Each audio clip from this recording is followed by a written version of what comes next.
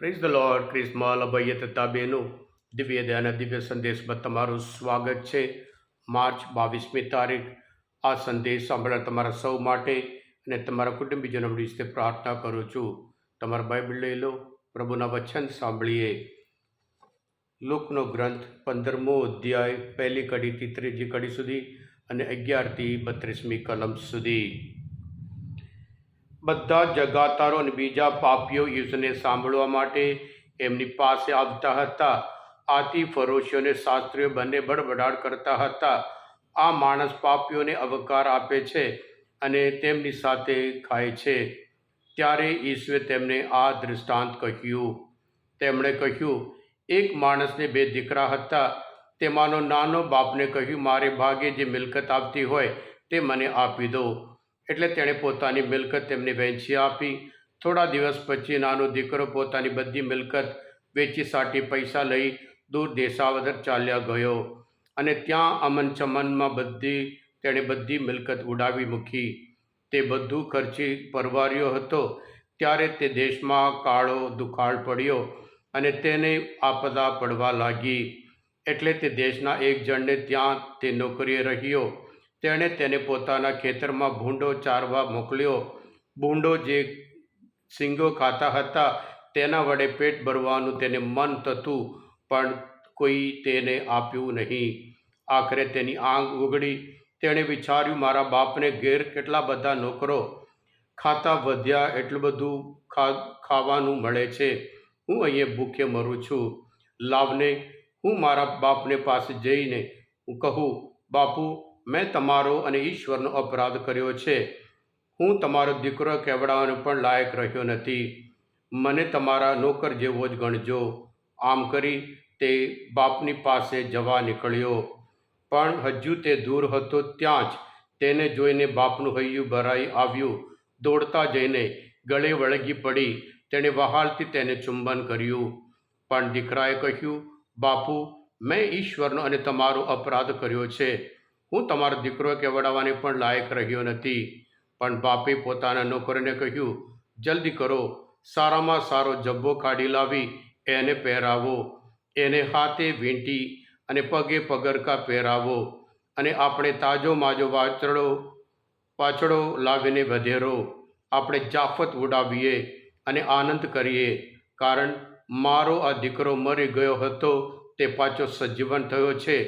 આ એ ખોવાઈ ગયો હતો તે પાછો જડ્યો છે. અને તે લોકો આનંદ કરવા લાગ્યા.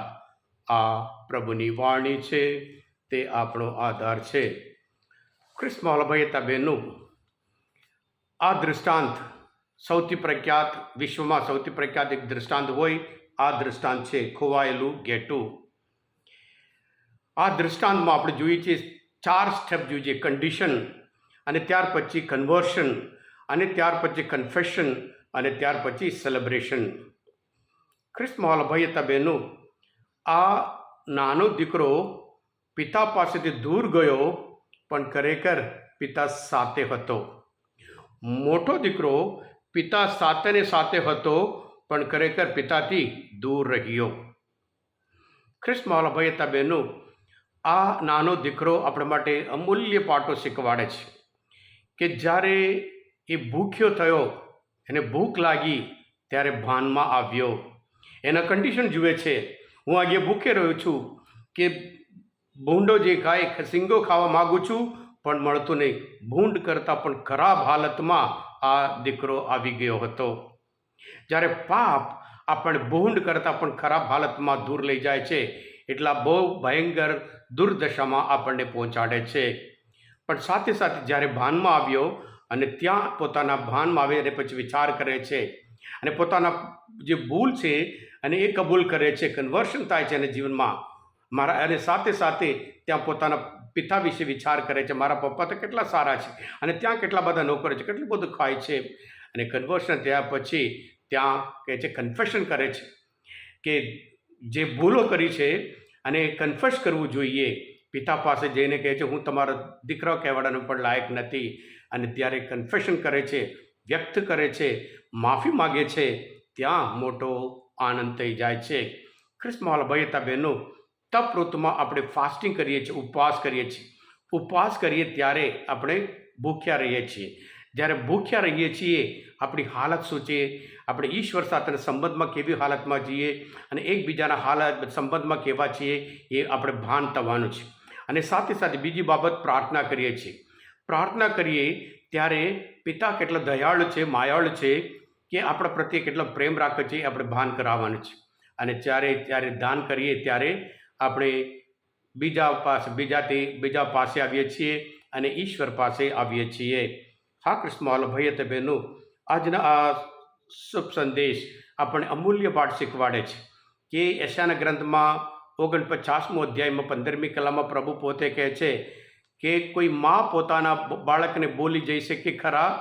કોઈ મા પોતાના બાળકને બોલી જઈ શકે ખરા? મા ભૂલી જાય તો પણ હું તમને કદી નહીં ભૂલું. અને એ જ રીતે યશાયાના ગ્રંથમાં 43મો અધ્યાયમાં 4મી કલમમાં પ્રભુ પોતે કહે છે, મારે મન તું કિંમતી છે, બહુ સન્માન પાત્ર છે, મને તારા ઉપર પ્રેમ છે.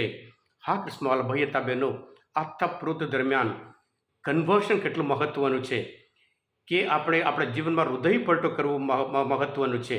જ્યારે હૃદય પલટો કરીએ ત્યારે આપણે કન્ફેશન એટલે શું છે? કન્ફેસ એટલે જે વ્યક્ત કરવું છે. જેટલા પાપી છીએ, કેટલા ઈશ્વર પર દૂર દઈએ છીએ, એટલે કન્ફેશન કરવાનું છે.